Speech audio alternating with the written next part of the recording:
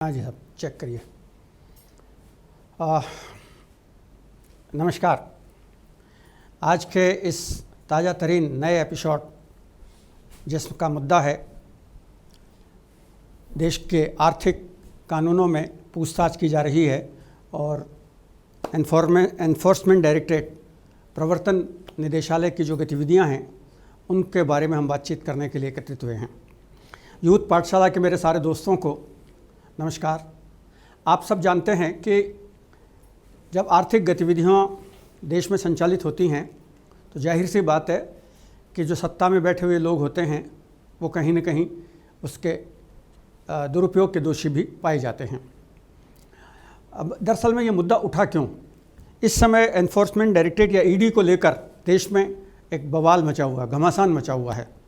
उसका कारण यह है कि आर्थिक अपराधों को लेकर ईडी ने देश के विपक्ष के शीर्ष नेताओं को पूछताछ के दायरे में शामिल कर रखा है। कांग्रेस अध्यक्ष सोनिया गांधी से लगातार 3 दिन तक पूछताछ हुई। इससे पहले कांग्रेस नेता राहुल गांधी से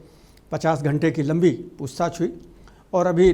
3 दिन पूर्व लगातार बंगाल के मंत्री पार्थो चटर्जी के साथ पूछताछ हो रही है और उनके ठिकानों पर छापे मारे गए तो 50 करोड़ रुपए से अधिक की नकदी और अन्य सामग्री बहुमूल्य धातुएं प्राप्त हुई हैं। तो विपक्ष के लोग ये आरोप लगा रहे हैं कि सरकार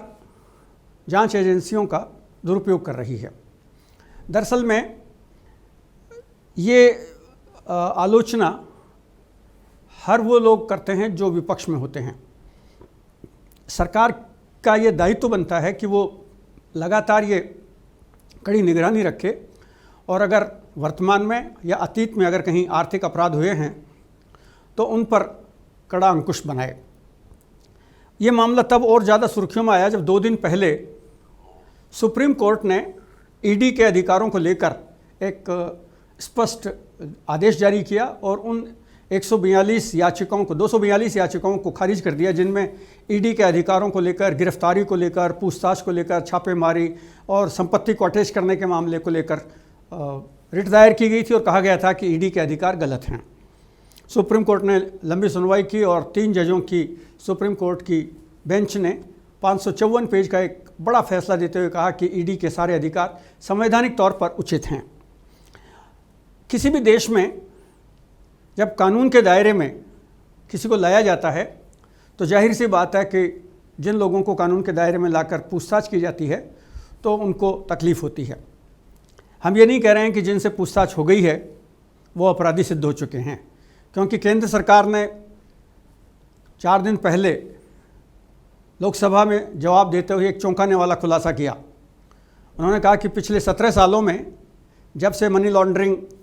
के केस दर्ज होने लगे हैं और उन पर कार्रवाई शुरू हुई है, 5422 मामले दर्ज किए जा चुके हैं ईडी के द्वारा। और आपको ये जानकर हैरानी होगी और आश्चर्य होगा कि 31 मार्च 2022 तक जहां ईडी ने 1,47,000 करोड़ से अधिक की संपत्ति अटैच की थी, वहां केवल मात्र 23 लोगों को अपराधी ठहराया जा चुका है। हालांकि इस बीच में लगभग 900 करोड़ रुपए की नकदी भी जब्त की गई है, लेकिन ये सोचने के लिए विवश करता है कि अगर आप इतनी बड़ी संख्या में छापेमारी कर रहे हैं, लोगों के खिलाफ कार्रवाई कर रहे हैं, पैसा जब्त कर रहे हैं, संपत्ति अटैच कर रहे हैं, तो फिर मुकदमे अंजाम तक क्यों नहीं पहुंच रहे? जाहिर सी बात है इस सवाल का जवाब सिर्फ यही हो सकता है कि कानूनी पेचीदगियां बहुत बड़ी हैं और देश के बड़े बड़े जो लॉयर्स हैं, कानून के जो ज्ञाता हैं, विशेषज्ञ हैं, वो इस खेल में माहिर होते हैं और जिन लोगों को अभियुक्त बनाया गया है, जिनके खिलाफ मुकदमे दायर होते हैं, उनके पक्ष में वो बड़ी बड़ी दलीलें देते हैं। बहुत सारे गवाह और बयान और बहुत सारे दस्तावेज़ों का एक पूरा जंजाल होता है वहाँ पर। और सुप्रीम कोर्ट, जाहिर सी बात है कि एक ही तो काम है नहीं सुप्रीम कोर्ट के पास।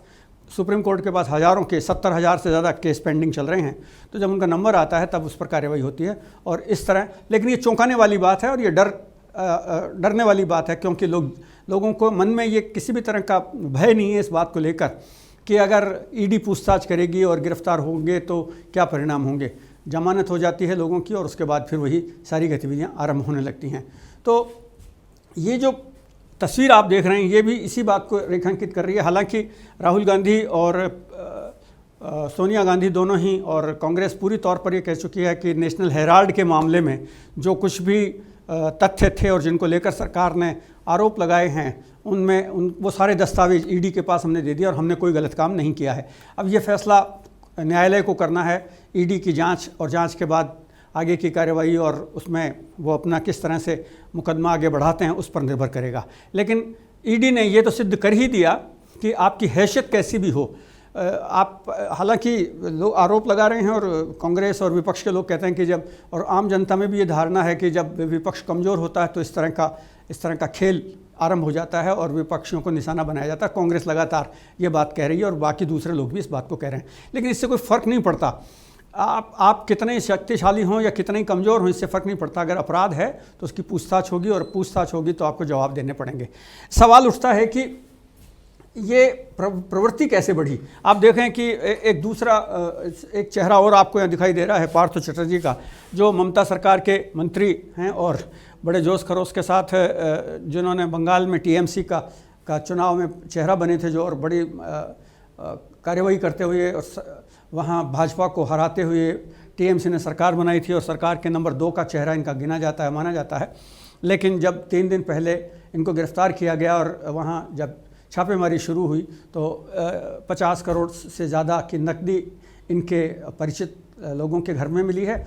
5 किलो से अधिक सोना और 1000 करोड़ से अधिक की संपत्ति के दस्तावेज बरामद हुए हैं। तो ये अपराध तो कहीं ना कहीं है। और ताज़ा तरीन जानकारी के अनुसार यह है कि जहां ममता बनर्जी पहले पार्थ चटर्जी को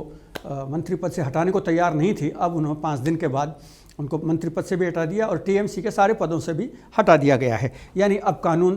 खुलकर अपनी कार्रवाई कर सकता है। लेकिन ये सवाल उठता है कि आखिर मनी लॉन्ड्रिंग शब्द आया कहाँ से था और ये कैसे शुरुआत हुई थी। दरअसल में जब कोई सेवा प्रदाता कंपनी या कोई उत्पाद करने वाले लोग या कोई प्रोडक्शन करने वाले लोग जब कोई काम शुरू करते हैं तो वहाँ उनके पास एक सर्टेन इनकम आती है, आय आती है। यहाँ इस आय में टैक्स न देना पड़े, इस आय में किसी तरह की चोरी की जा सके, ये सारे खेल इसके पीछे होते हैं। और इस प्रोसेस में उस पैसे को बार बार गोल गोल इधर उधर घुमाया जाता है। फर्जी कंपनियां बनाई जाती हैं, फर्जी अकाउंट खोले जाते हैं और उस पूरे पैसे को, काले धन को सर्कुलेट किया जाता है और सर्कुलेट करने के बाद ये प्रोसेस प्रारंभ होता है। और अमेरिका में इसकी शुरुआत हुई थी तब जब अमेरिका के आंतरिक मामलों में वहाँ जबरन वसूली, अंदरूनी व्यापार, ये सब तो चल ही रहा था, लेकिन नशीले पदार्थों पर 1930 की बात है ये, वहाँ नशीले पदार्थों पर रोक लगाई गई। और जब रोक लगाई गई तो नशीले पदार्थों की बिक्री शुरू हुई और उससे जो पैसा आने लगा, जाहिर सी बात है वो 2 नंबर का पैसा था और ये एक तरह का अवैध पैसा था। और इस अवैध पैसे से जो प्रक्रिया प्रारंभ हुई उससे दूसरे अपराध पनपने लगे और बैंकों में धोखाधड़ी भी शुरू हुई। और इस जटिल और विभिन्न प्रकार की क्रियाओं से गुजर कर जब धन आगे बढ़ा तो ये मनी लॉन्ड्रिंग कहलाने का। लॉन्ड्रिंग का मतलब ही आप जानते हैं, हम अपने कपड़े को लॉन्ड्रिंग करने भेजते हैं। लॉन्ड्री में भेजते हैं का मतलब होता है उसको धुलने के लिए भेजते हैं। तो काले धन को धुलने के लिए, साफ सफ़ेद पैसा बनाने के लिए ये पूरी प्रोसेस चलाई जाती है। और मनी लॉन्ड्रिंग की जो ये प्रक्रिया है, इसमें शुरुआत में कुछ नकदी होती है, बाद में धीरे धीरे इसमें अवैध स्रोत जुड़ने लगते हैं और वित्तीय लेन देन शामिल हो जाता है और अंत में एकीकृत तरीके से जो धन आता है उस धन को दूसरे चरणों में लेकर के आगे बढ़ा दिया जाता है। तो ये जो प्रोसेस है, इस प्रोसेस में हम आगे चलते हैं। और अमेरिका में जो ट्रेजरी डिपार्टमेंट था वो ये कहता था कि ये गंदा धन है, इट इज़ ब्लैक मनी। और जो ब्लैक मनी है उसके 3 चरण हमने देखे थे कि उन 3 चरणों में प्लेसमेंट, लेयरिंग और इंटीग्रेशन, ये जो इसके 3 चरण होते हैं, इन 3 चरणों से होकर के ये आगे बढ़ता है। यानी पहले प्लेसमेंट होता है, कहीं पर इसको ठिकाने लगाया जाता है, फिर लेयरिंग, उसके एक के बाद एक उस पर परत चढ़ाई जाती है और उसके बाद इंटीग्रेशन किया जाता है, एकीकृत करके उसको बाहर निकालने की प्रक्रिया शुरू होती है। और इस तरह से जो ये वायरिंग होती है और ये जो ट्रांसफ़र किया जाता है, इसमें बहुत भ्रम पैदा हो जाता है और कई बार जांच एजेंसियों को भी ये पकड़ में नहीं आता कि वास्तव में हो क्या रहा है। इस प्रोसेस में प्रवर्तन निदेशालय जो भारत सरकार में बना वो बहुत इंटरेस्टिंग बात है कि भारत सरकार में एक प्रवर्तन निदेशालय का संगठन बनाया गया और जिसे शुरू में वित्त मंत्रालय के अधीन 1947 में इसका गठन कर दिया गया था और 1953-54 में जाकर के विधिवत रूप से इसको एक नाम दिया गया और राजस्व विभाग के अंतर्गत प्रारंभ में वित्त विभाग में राजस्व विभाग का एक हिस्सा बनाकर खुलाया गया और ये 1999 और 2002 के जो अधिनियम हैं उन अधिनियमों के तहत काम करने के लिए इसको बाद में अधिकृत किया गया। इसमें जो इस प्रवर्तन निदेशालय में जिन लोगों को लिया जाता है कुछ तो सीधे कार्मिकों की भर्ती होती है और बाकी जांच एजेंसियों से जैसे सीमा उत्पादन शुल्क है, केंद्रीय उत्पादन शुल्क है, आयकर विभाग है, पुलिस विभाग है, इनके अधिकारियों को प्रतिनियुक्ति पर यहाँ लिया जाता है। अगर आप संगठनात्मक दृष्टि से बात करें तो प्रवर्तन निदेशालय जो है वो प्रवर्तन निदेशालय की जो स्थापना हुई वो 1 मई 1956 को विधिवत रूप से इसकी स्थापना की गई। पहले इसका नाम प्रवर्तन इकाई था, बाद में एनफोर्समेंट यूनिट था जिसे बदल करके और एनफोर्समेंट डायरेक्टरेट के नाम से इसको स्थापित किया गया। दोस्तों ये समझने वाली बात है कि देश में आज़ादी इसका तात्पर्य समझें आप कि एनफोर्समेंट डायरेक्टरेट 1947 में यूनिट बनी और 56 में विधिवत विभाग बन गया। इसका अर्थ ये हुआ कि ब्रिटिश शासनकाल में भी आर्थिक रूप से घपले हो रहे थे और ब्रिटिश सरकार उनको रोकने की कवायद में लगी हुई थी, क्योंकि भारत सरकार का संविधान, कानून और जो हमारी पूरी प्रक्रिया है वो पूरी की पूरी प्रक्रिया ब्रिटिश कानूनों को आगे बढ़ाते हुए आगे चली है और हम उसी के माध्यम से काम कर रहे हैं। तो एनफोर्समेंट डायरेक्टरेट 1956 में बना और 56 में बनने के बाद इसका प्रारंभ में जो इसका दायित्व सौंपा गया वो कानून के एक अधिकारी थे, उनको इसका दायित्व सौंपा गया था। यानी उस समय तक इसकी कोई प्रारंभिक तौर पर बहुत पुख्ता सोच विचार नहीं बना था कि किस तरह विभाग काम करेगा, लेकिन धीरे धीरे इस प्रोसेस में परिवर्तन आने लगा और बम्बई और कलकत्ता में इसकी शुरुआती शाखाएं खोली गई थी और 1957 में प्रवर्तन निदेशालय विधिवत रूप से काम करना इसने आरंभ किया और प्रवर्तन निदेशालय का प्रशासनिक नियंत्रण बाद में आर्थिक मामलों के विभाग से हटाकर राजस्व विभाग को ट्रांसफ़र कर दिया गया। रेवेन्यू डिपार्टमेंट इसका पेरेंटियल डिपार्टमेंट बनाया गया, वित्त विभाग को इसका प्रवर्तन विभाग का दायित्व सौंपा गया। तो ये जो प्रक्रिया है, इस प्रक्रिया के अंतर्गत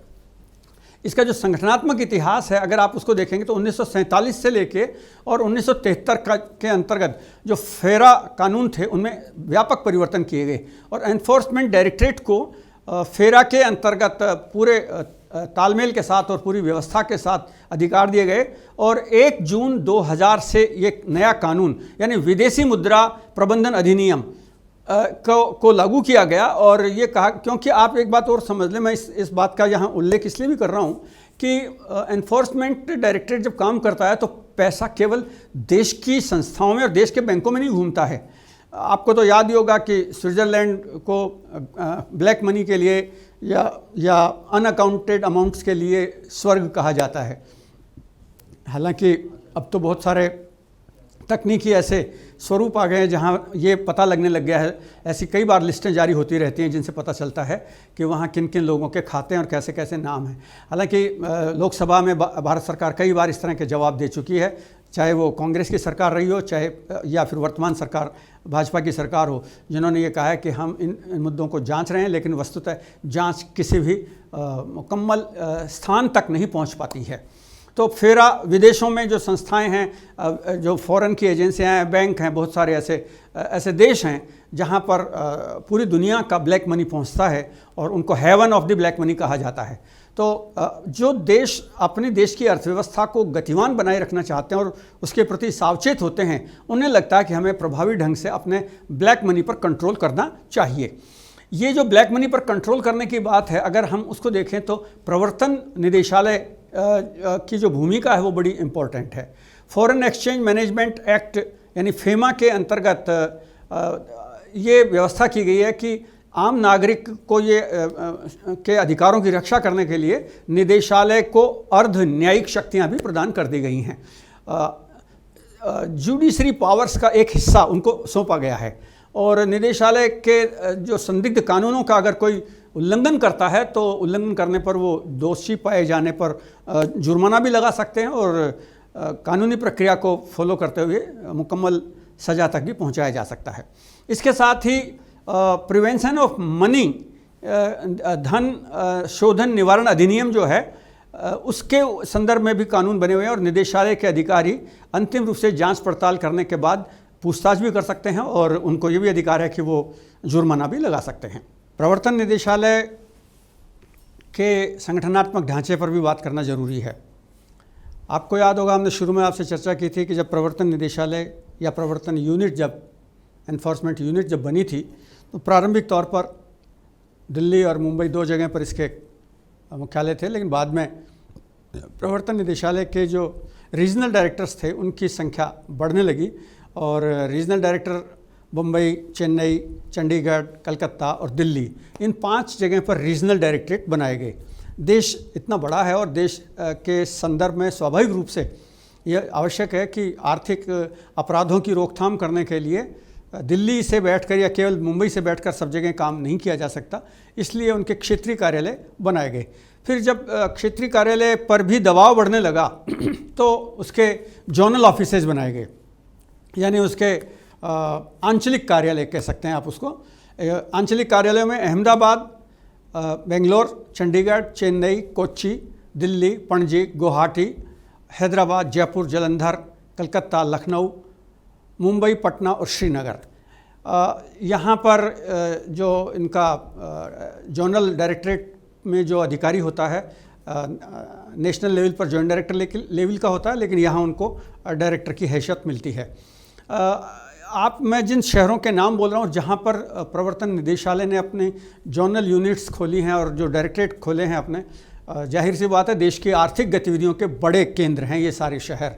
तो इन्होंने अपने जो नेक्स्ट ऑर्गेनाइजेशन के नेक्स्ट सेटअप में जो डायरेक्टरेट खोले, उनमें फिर भुवनेश्वर, कोझिकोड, इंदौर, मदुरई,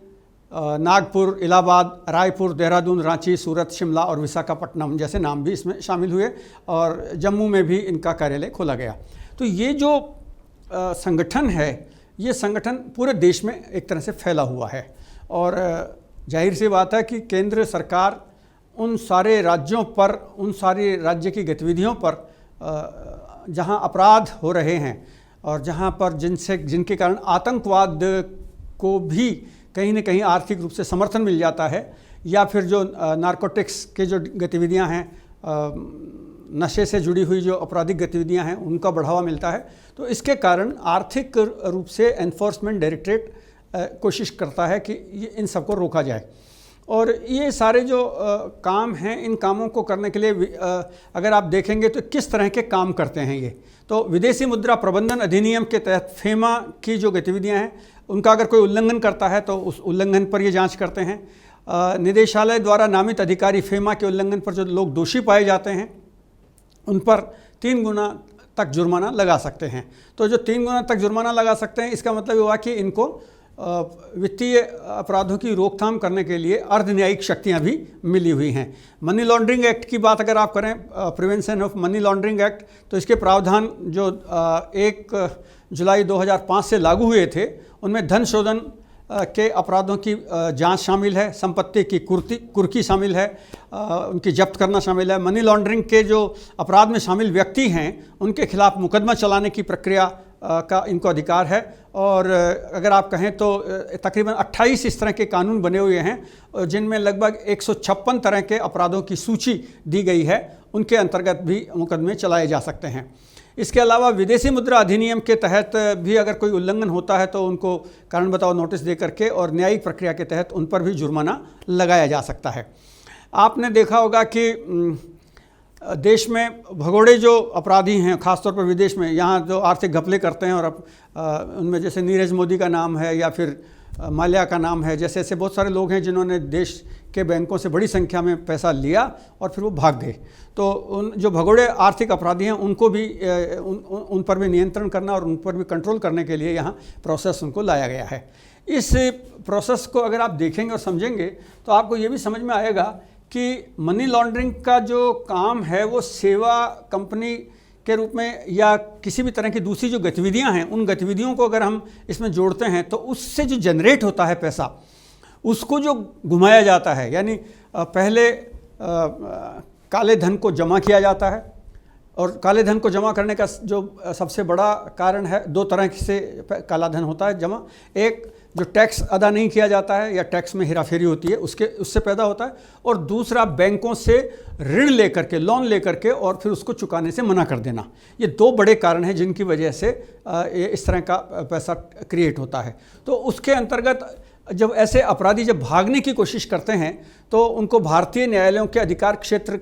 चूँकि वो भाग जाते हैं और दूसरे देशों में चले जाते हैं, तो जाहिर सी बात है कि भारतीय न्यायालयों का अधिकार क्षेत्र तो वहाँ रहता नहीं है, तो उन्हें वहाँ से अंतर्राष्ट्रीय स्तर पर जो प्रक्रिया है उसका पालन करते हुए उन्हें भारतीय न्याय अधिकार क्षेत्र के अंतर्गत शामिल करने के लिए प्रयास किया जाता है। दूसरे देशों के जो कोर्ट हैं, सुप्रीम कोर्ट हैं वहाँ के, या दूसरे जो सक्षम अभिकरण हैं, वहाँ तक भारत सरकार अपील करती है, और फेमा के उल्लंघन के मामले में अगर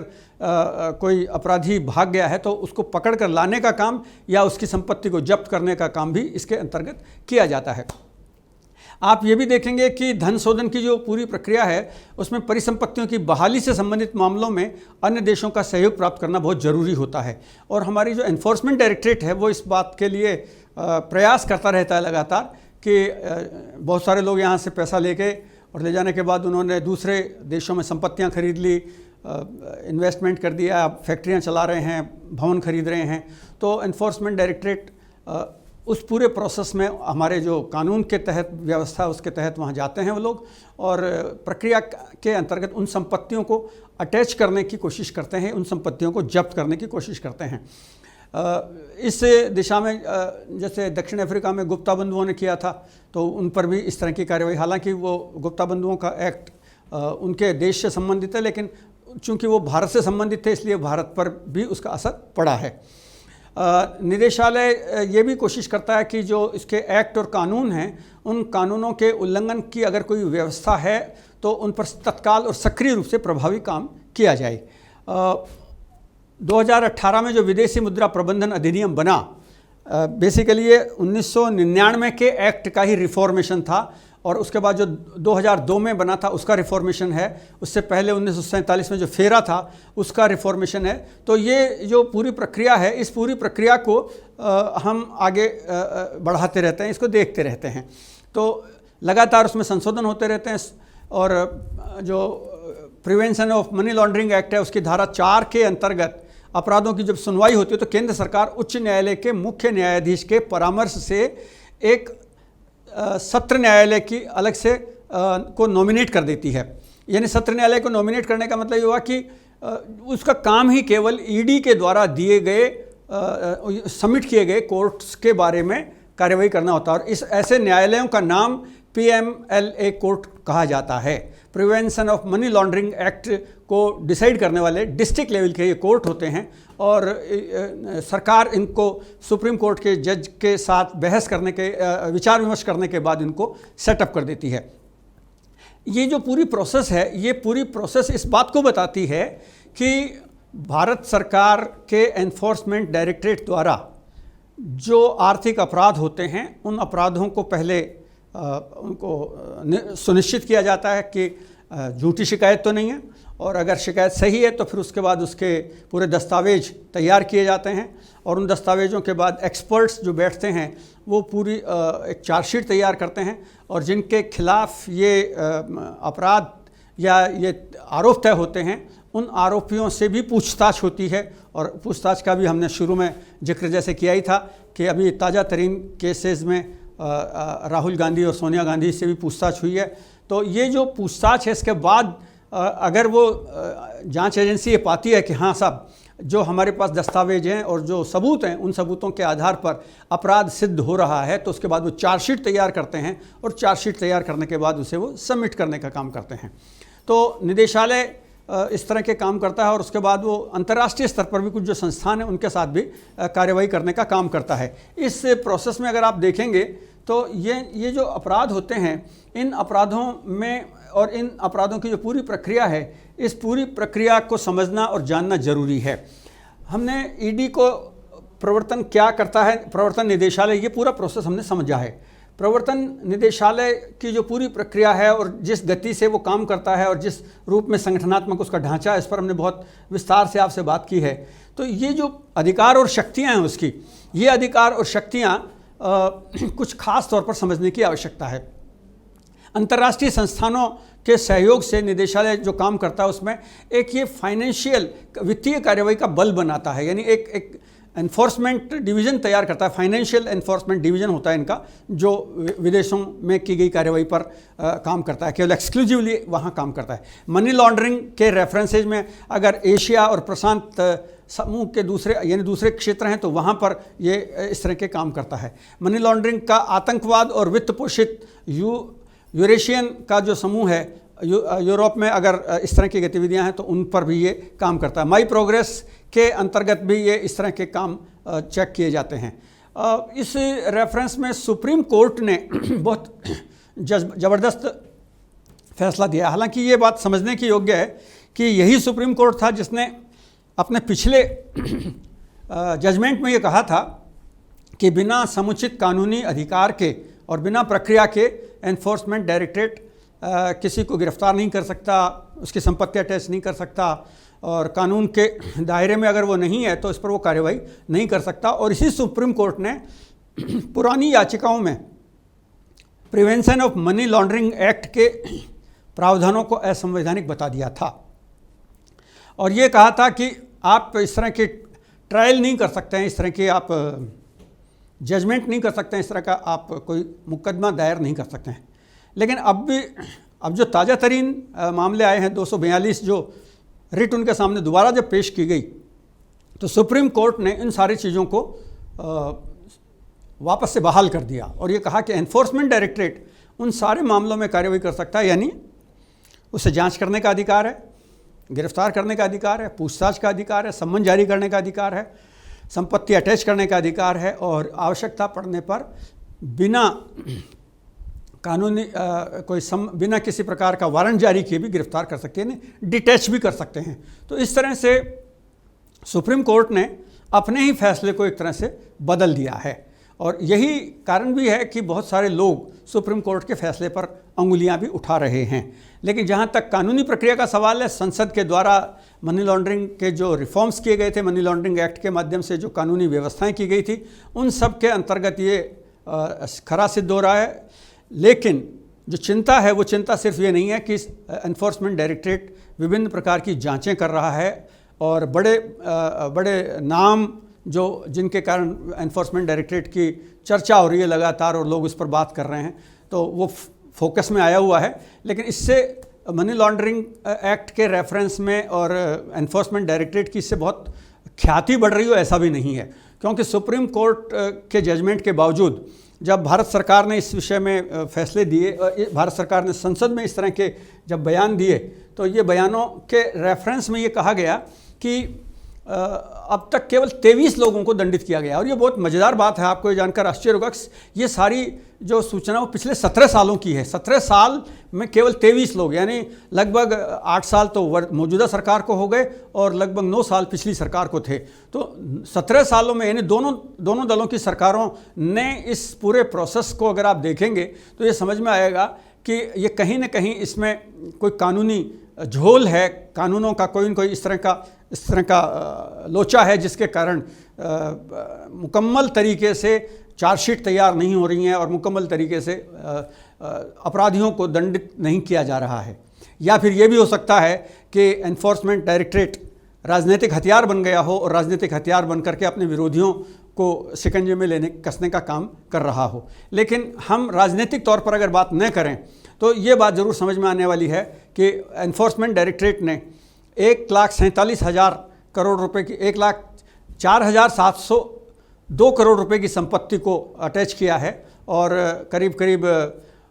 900 करोड़ की संपत्ति यानी 869 करोड़ रुपए की संपत्ति जब्त की है, उन्होंने नगद रुपया जब्त किया है। तो अपराध हो रहे हैं, इसमें कोई शक नहीं है। लेकिन अपराधों के होने और अपराधों की पूरी प्रोसेस को समझने के लिए एनफोर्समेंट डायरेक्टरेट की गतिविधियों को जानना जरूरी है। एनफोर्समेंट डायरेक्टरेट में मुझे ऐसा लगता है कि विभिन्न विभागों से जो अधिकारी आ रहे हैं वो विभिन्न विभागों के अधिकारी चूंकि प्रतिनियुक्ति पर आते हैं और वो पेरेंटल डिपार्टमेंट उनका दूसरा होता है, तो हो सकता है कि कहीं ना कहीं ये भी एक कारण हो। और उनमें भी 4-5 तरह के विभाग हैं। एनफोर्समेंट डायरेक्टरेट में आने वाले पुलिस से भी हैं, तो सीमा उत्पादन शुल्क से भी हैं, तो दूसरे अन्य जो आर्थिक विभाग हैं उनसे भी हैं। तो इस तरह के जो दूसरे डिपार्टमेंट से आने वाले अधिकारी हैं, अगर उनका एक लंबा कार्यकाल नहीं होता है तो अधिकारी आकर के जब तक कुछ सीखता है और काम करता है तब तक उसका टेन्योर पूरा हो जाता है। तो एक कारण शायद ये भी हो सकता है। एक कारण शायद ये भी हो सकता है कि सरकार शुरू में जब ये जो मीडिया में इस तरह की चीज़ें चलती हैं और इस तरह के अखबारों में खबरें आती हैं तो उस पर कुछ एक्शन तेज़ गति से चलता है, उसके बाद वो एक्शन धीरे धीरे कम होता चला जाता है। तो शायद ये भी एक कारण हो सकता है। कारण चाहे जो भी हो, लेकिन एनफोर्समेंट डायरेक्टरेट के द्वारा जो मुकदमे दर्ज किए गए हैं उनकी अगर आप संपत्ति देखते हैं और इतनी बड़ी संख्या में, अगर 1,05,000 करोड़ की संपत्ति अटैच है, इसका मतलब यह है कि बड़ी संख्या में आर्थिक अपराध हैं। और हम जो बैंकों के अंदर जो इस तरह के बैंकों से जो गफले हुए हैं और जो करोड़ों अरबों रुपए के लोग जो रुपया लेकर देश छोड़कर भाग गए हैं, तो देश की जनता में इस बात को लेकर चिंता भी है और लोग इस बात से परेशान भी हैं कि उनकी गाढ़ी कमाई का पैसा आर्थिक अपराधी लूट रहे हैं। तो सरकार एनफोर्समेंट डायरेक्टरेट के माध्यम से इस बात का जवाब दे रही है, लेकिन लोगों का ये प्रश्न जरूर स्वाभाविक तौर पर है कि अगर विपक्ष के नेताओं पर आप इस तरह की कार्रवाई कर रहे हैं तो लोगों का सवाल है कि क्या इसी तरह की कार्रवाई सत्ताधारी दल के लोगों पर भी होती है। जवाब में तो उत्तर हो सकता है हाँ होती है, लेकिन अभी ऐसा होता दिखाई नहीं दे रहा है। तो ये जो पूरा प्रोसेस है, इस प्रोसेस में ट्रांसपेरेंसी की भी आवश्यकता है और आर्थिक दृष्टि से अपराधों पर रोक, क्योंकि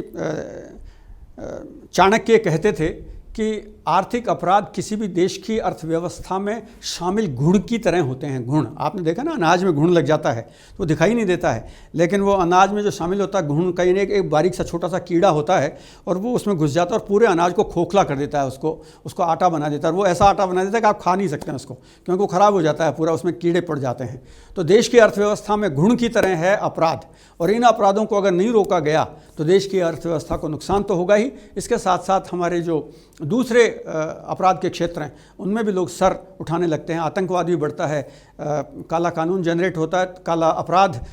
काले वित्तीय कारनामे जनरेट होते हैं, तो उससे काले लोग कहते हैं कि उससे देश की अर्थव्यवस्था को नुकसान पहुंचता है। राजनीतिक तौर पर भी लोग इसका दुरुपयोग करने लगते हैं। तो एनफोर्समेंट डायरेक्टरेट के रेफरेंस में आज हमने आपसे बहुत विस्तार से बातचीत की है और हम उम्मीद करते हैं कि आप देश की अर्थव्यवस्था के संबंध में एनफोर्समेंट डायरेक्टरेट के द्वारा जो कुछ काम किया जा रहा है उसको बेहतर ढंग से समझने की कोशिश करेंगे और अंतर्राष्ट्रीय स्तर पर, राष्ट्रीय स्तर पर जो गतिविधियां हमारे देश में आयोजित हो रही हैं उनको जांच कर हम अपने ज्ञान को सुदृढ़ बनाने की प्रयास भी करेंगे। उम्मीद करते हैं कि आज का यह एपिसोड आपको आपके ज्ञान को, आपकी जानकारी को बढ़ाएगा। और अगर आपके मन में कोई सवाल हो, कोई रुचि हो और आप कुछ पूछना और शेयर करना चाहते हो तो हमारे अगले एपिसोड में आइएगा। और मैं आपसे शेयर कर दूं, ये बात बता दूं आपको मैं कि कल का एपिसोड आप सबके लिए बहुत मज़ेदार एपिसोड हम लेकर आ रहे हैं। राष्ट्रमंडल खेल शुरू हो चुके हैं और आप तो युवा लोग हैं और खुद भी बहुत खेलते हैं, तो आपको तो पता ही है। राष्ट्रमंडल खेलों में आपकी रुचि भी, और पहली बार राष्ट्रमंडल खेलों में महिला क्रिकेट को भी शामिल किया गया है। तो हम राष्ट्रमंडल खेलों का इतिहास पूरा का पूरा जानने की कोशिश करेंगे। तो कल का एपिसोड देखना न भूलें और आज के इस पूरे कार्यक्रम को और इस आयोजन को आनंद के साथ अपने दोस्तों के साथ शेयर कीजिए। नमस्कार, जय हिंद।